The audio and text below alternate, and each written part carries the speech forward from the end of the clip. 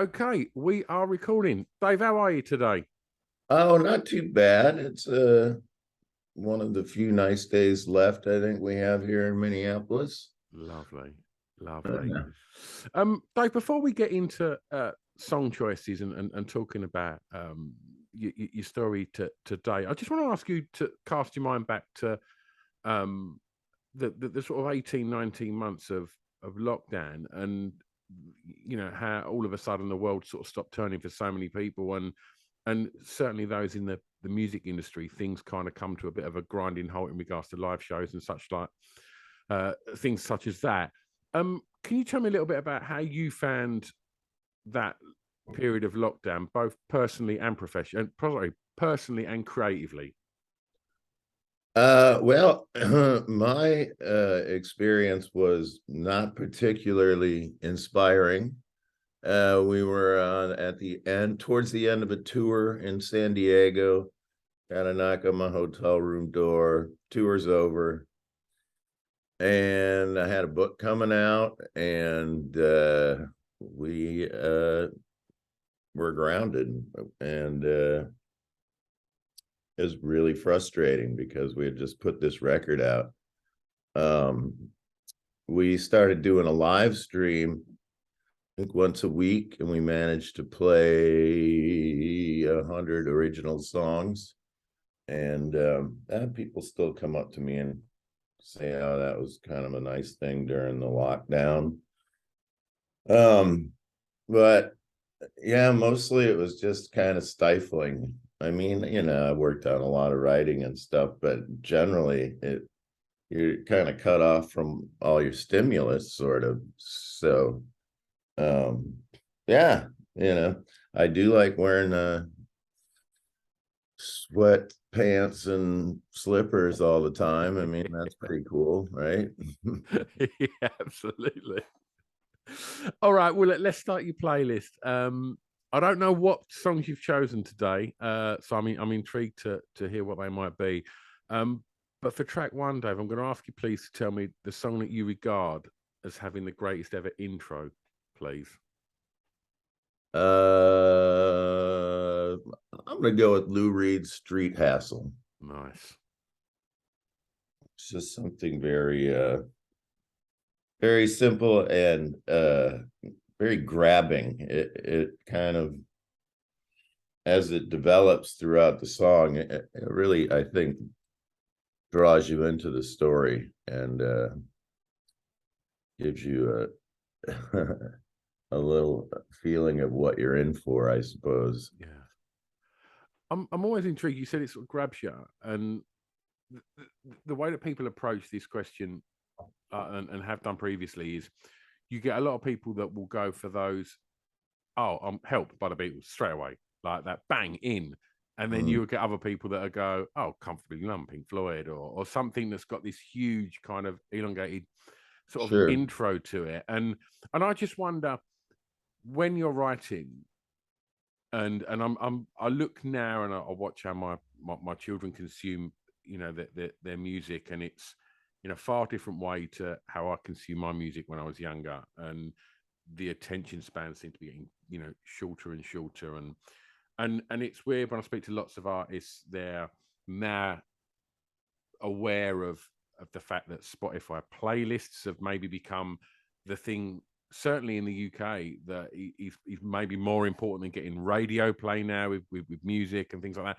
And there's all sorts of apps and God knows what that the younger people are finding their music on. And I just wonder, when you're writing, Dave, does any of those kind of trends in how music's heard, or those kind of shortening attention spans, does any of that enter into your creative process and essentially the intro? Uh, well, Do you, I've do you always, get where I mean, where I'm going with the question? I kind of went around the houses a little bit with that. yeah, I'm not positive. I, I, I, I've accepted the short attention span theater, and for me, a 3-minute song has always been kind of, I don't know, a good length. Um, so I will come around and add an intro sometimes after the song is finished being written. So it's a little bit backwards, but I mean, one song that comes to mind is Somebody to Shove, and we played it in the studio for, the first time. It kind of came together late in the game. And yeah, then I had this kind of intro part that I tagged onto the beginning of the song, and it worked out pretty good. It helps to have a click. Yeah, absolutely. Absolutely. Well, I'm going to take you back for track 2, Dave, and ask you please to tell me the first song you remember hearing that had an emotional impact on you, please. I think Hey Jude was maybe the first 45 I ever got, but it had Revolution on the B-side, and I'd say both of those songs had an emotional impact on me. I certainly wore it out. I remember my father had gotten a tape recorder, and I was singing Hey Jude into the tape recorder, and he played it back for his friend, and they laughed, and I was extremely humiliated by the experience. But yeah, I think that would have to be the 45 that kind of got things rolling for me. Nice. And was it a musical house growing up, Dave? Well, kind of yes and no. I mean, my mother sang in church, and my dad was a Gene Krupa fan. But they weren't musicians. My older sister was a very good musician, and she was one of those people that could pick up any instrument and kind of get something out of it.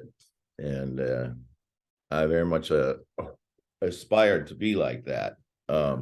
So yeah, I mean, I suppose it was a musical household in the way that my mother wanted us to pick an instrument and learn how to play it. So I picked the trumpet because I thought it would be the easiest, because it only has 3 buttons on it. Yeah. Turns out that's not true at all. It's the opposite, because there's no keyboard. Like, it's not, the notes aren't laid out in front of you like on a saxophone or something. So yeah, that kind of backfired. I still play my horn every now and then. So did learning instruments and that not come to you the way that it did your sister? Was it more of a struggle for you to kind of, get used to and get hold of playing, instruments comfortably? Yeah, it was, because she was more academic than I was.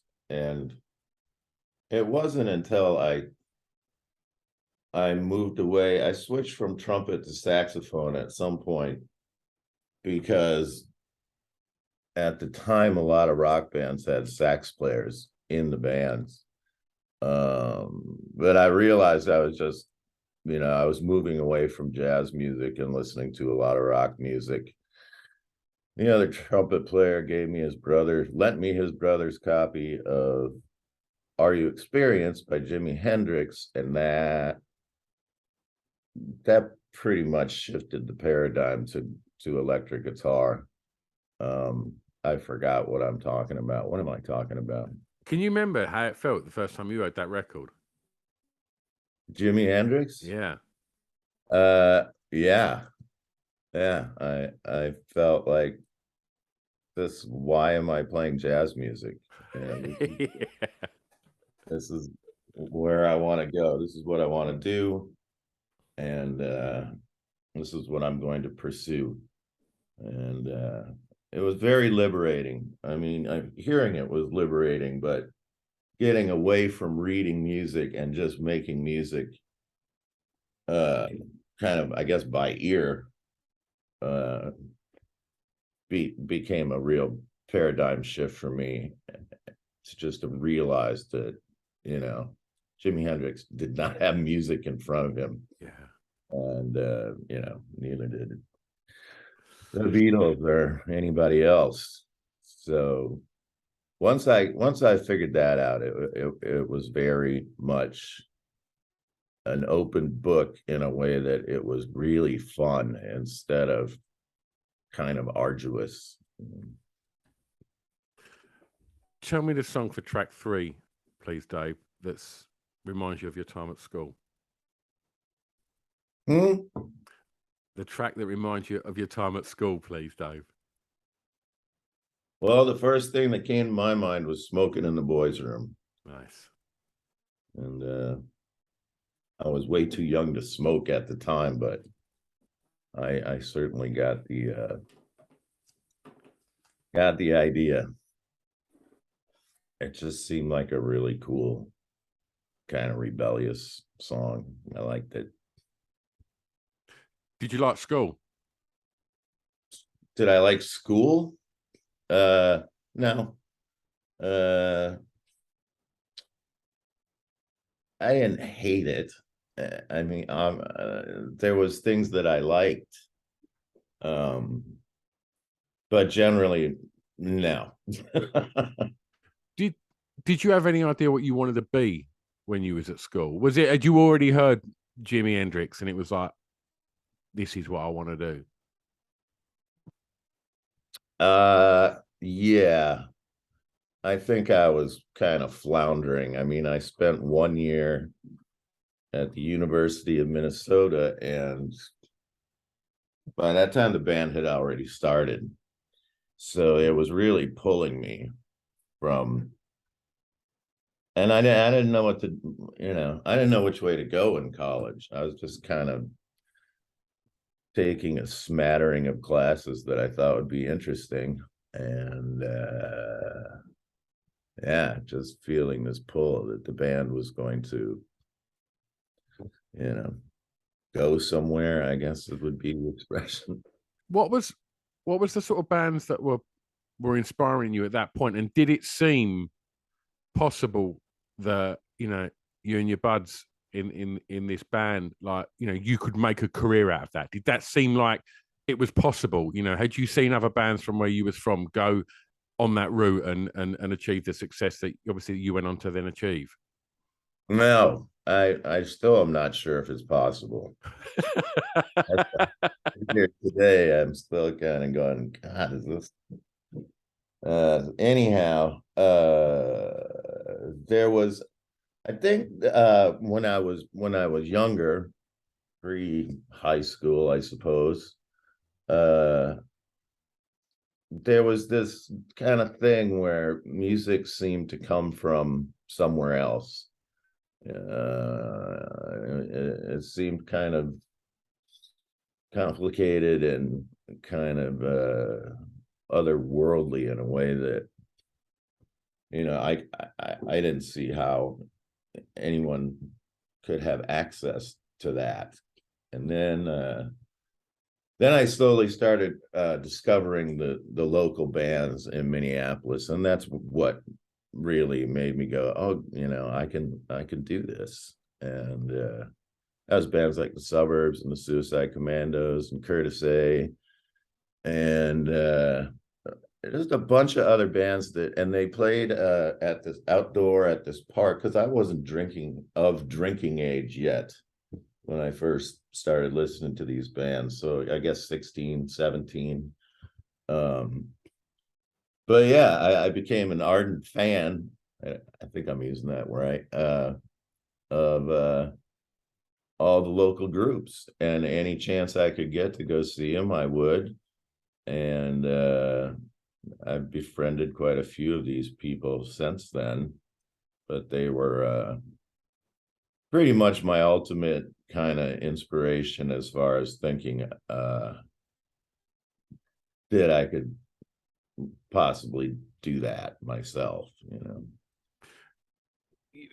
The ways that you can make it, you know, they're always going to be tough. But tell me a little bit about, because, you know, you've gone on to stand on ridiculously big stages and you know, and sing to huge audiences. How confident was a young Dave? Not confident at all. We had I think a very typical punk rock attitude, which was, we don't know how to really do this, so we're going to be very self-effacing and sarcastic and cynical and you know, just kind of act like we don't care. Yeah. And laugh it off, you know, and sometimes think that it was funny. We'd try to clear a room, you know. We're like, we're not going to stop playing until everyone leaves, kind of stuff. So yeah, I mean, I was just watching have you seen this movie, The Filth and the Fury? Yeah. And it was, they did say something, someone said something to the effect that John Lydon took the piss out of everyone because he couldn't sing. And that, I mean, I totally relate to that. You know, it's just, you have a defense mechanism, but you know, it's pretty obvious that you're not, you know, Jimi Hendrix, for lack of a better. Sure.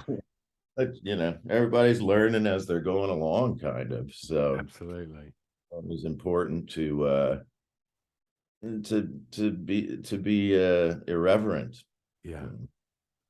But you know, I guess if you're, you know, you mentioned like Hendrix there, or if you're looking at you're gauging a vocal performance on the likes of something that would be technically, if you look at it in the I don't know, however you want to look at it, like a Mariah Carey type vocal. Lydon is like, Lydon's voice is John Lydon, and that's what you want. It was completely definitive and completely John Lydon, and the Sex Pistols wouldn't have worked if you would have had a classically trained singer like a Whitney Houston or a Mariah Carey or somebody with these technical marvelous abilities and range. But it's not what works, is it? And the whole ethos of the Pistols was, and it goes full circle to take you back to what you were saying about lockdown. And it was like, oh, we started doing these streams, and it's because, right, all of the tools that we're so used to having are taken away from us. So I do love that lockdown brought that DIY punk ethos back out as well. It's like, right, fuck, what can we do here? We've only got this at our disposal. Let's see what we can do with it. And I loved that. That was one of the, there weren't many good things about, you know, the lockdown, but I think that was something that was really exciting. The fact that musicians were robbed of what they generally do. So then thought, right, well, let's take it back to basics. What can I do with what, you know, what I've got around me? And let's make that happen. And I think we saw some great stuff there. I've gone off topic completely there. So I'll pull it back on with the next track, Dave. And I'm going to ask you, mate, tell me, please, the first song you remember buying from a record store. The first song from a record store. Yeah, first track.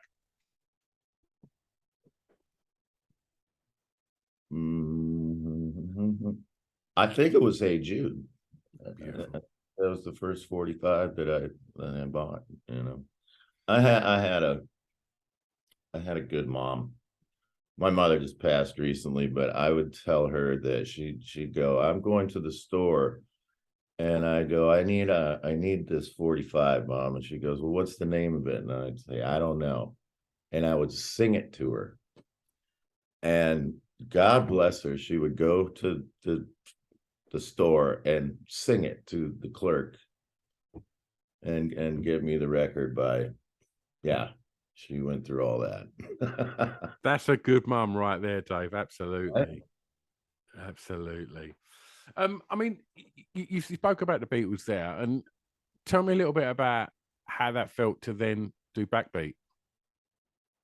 Well, I mean, there was a point where, as kind of what happens when you become a punk rock person, for lack of a better expression, I started to, you know, hate everything that was popular. So I kind of started like thinking, oh, I've been force fed the Beatles my whole life. It's always on the radio. I don't need to support them because everyone loves them, and fuck them. So and then there's that period where it's like that always kind of fascinated me. Like you have to be either a Beatles person or a Stones person. Like you can't like both bands or something. I was a Stones person and whatever. But eventually you come around to the Beatles. I mean, there's just too much good music there to have anything to really say. Just kind of like shut your mouth and listen to it. But what was the question? Backbeat. I just wondered what it was like Yes, to then obviously work with those guys and that was one of the funner projects that I've been called upon to do. And Don was handpicked the band, and they were real nice. They flew me out to LA and gave me a nice hotel room. And when I heard it was in the band, I was just like, yeah. Oh, who's in the band? Oh, Dave Grohl, Thurston Moore, Mike Mills. I mean, that's a fucking ridiculous band right there, isn't it? I mean, that's unreal. And I think I think Don wanted it to not be too polished sounding, so he wanted a band that was rough around the edges, because that's kind of what the Beatles were at the time. Yeah. But yeah, I can't really explain how strange it is to be watching a movie and the guy who is pretending to be John Lennon opens his mouth and sings, and my voice out of his mouth. It's very surreal. I mean, it was just kind of a new experience, but all in all, a really fun project. We played one gig at some MTV Movie Awards or something. Yeah, absolutely. It's wonderful. And it was a blast. I mean, we made the best of it, and it was fun working with Don Was, and like he said, what can I get you to make you feel more comfortable doing this Beatles and Germany music? And I said, how about some German beer? And I think that really, really helped out my situation. Wonderful. Dave, I'm going to ask you for track 4, please, to tell me the first, track 5. This is the song that soundtracked anytime you had clubbing as a younger guy. The song that say it again. So the soundtrack to your time clubbing. So that can be in a local dive bar, that can be in a nightclub, wherever you was hanging out with your buddies, in that kind of ages of 18 to 25. What kind of song was always on the jukebox or the DJ was playing that reminds you of good times or bad times then? Well, when you say clubbing, I think of dance clubs. When we first went to New York City to make a record, we had like one day off, and we go out to clubs and stay out until it got light out. And I heard Sexual Healing by Marvin Gaye, and that became some sort of a starting point, actually, for me to really kind of take a whole new look at the music that I enjoy listening to, because it worked for me. And I don't really dance to rock and roll music, so I love to dance, and that was my favorite song to dance to at the clubs. And we later ended up covering it. So it's great. And then I have like, oh, what songs do I play when I go into a club where there's a jukebox? And that's kind of a different set. But it's like Marvin Gaye, then Pantera, Cowboys from Hell, because I gotta announce that we're in the club. It's kind of silly because that the two songs, one right after another, works great for me. And then it kind of goes into some Thin Lizzy, and then then it's kind of open after that. Just we was talking about you mentioned a Filth and Fury documentary. Have you ever watched the documentary on the 808 drum machine? And it was on I think Zane Lowe does the voiceover on it, and it was on Netflix or Prime, and they talk about the evolution of the 808. But there's a wonderful bit in it where the guy from Soulwax has basically been rumored to hear that the 808 that he's trying to buy, this original 808 drum machine from this secondhand store, is rumored to be the one that Sexual Healing used. And he buys it and he gets it home, and the fucking preset still starts, and it's Sexual Healing, and it's like, whoa, like it's a pretty amazing thing to see. I'll have to check that out. It's good, man. I'm looking at him. Looking at my MPC drum machine right now, and I'm like, All right, I'm going to take you home for track 6, Dave. And please tell me a favorite song from an artist from your home county, please. From Minneapolis. Oh man, that's really difficult. But then it's easy because I can just pick Tangled Up in Blue by Bob Dylan, and that's a very easy choice for me. Beautiful. But I was sitting here going, oh, the Replacements, Prince, Husker Du. Oh gosh, there's quite a bit to choose from. But yeah, Bob Dylan's from Minnesota, so that's what I'm taking. Perfect choice. Perfect choice. Dave, for your last track, you get to be a tastemaker here, and I'm going to ask you to tell me a song that you think many people listening to this podcast may not know that you would like them to hear. That they may not know. That they may. Oh.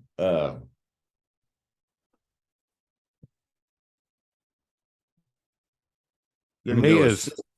Sissy Strut by the Meters, please. Dave, I tell you what, I had BBC Six Music on today, and the DJ Craig Charles started his show with that track today, and I was literally dancing around my little studio to it. I love it. I really do. Wonderful.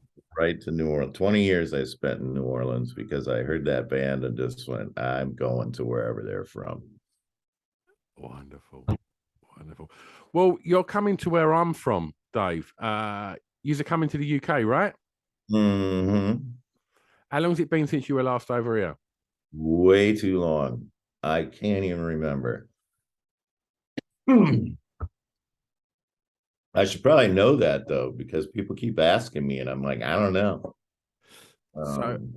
It was probably like not like a proper tour, some sort of a one-off that I'm just like, oh, I don't know. And you're not coming over on your own. You're coming over Everclear as well, right? Correct. Mm-hmm. London show?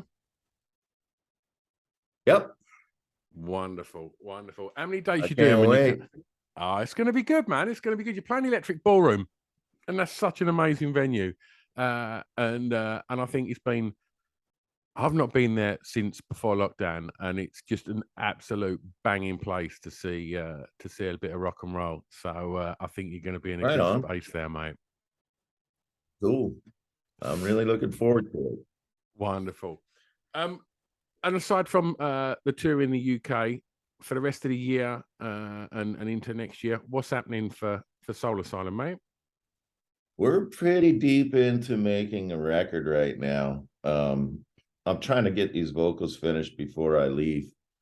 But it's pretty erratic. So we'll go play a bunch of shows, and then we'll come back, and then we'll slowly get back into making the record. And once we kind of, how it's been going is like, once we kind of get in our groove and everything's kind of firing on the proper cylinders, we'll leave town again and then kind of have to start the reorientation project all over again. But yeah, I'm trying to finish these before I leave town. And we have 32 songs that we have to choose from. And I think it's going to be great. I'm excited about the new material. Yeah. Wonderful, Dave. I look forward to hearing the new record. I'll be at the Electric Ballroom. I'll be there for the gig. Looking forward to it. And thanks ever so much for getting up this morning and giving us some time to talk records, mate. It's been a real pleasure. Thank you. Pleasure's all mine, Stu. I hope to see you when I'm out there. Oh, you will, brother. Thank you very much. I'm going to press stop now. Don't go anywhere. Care.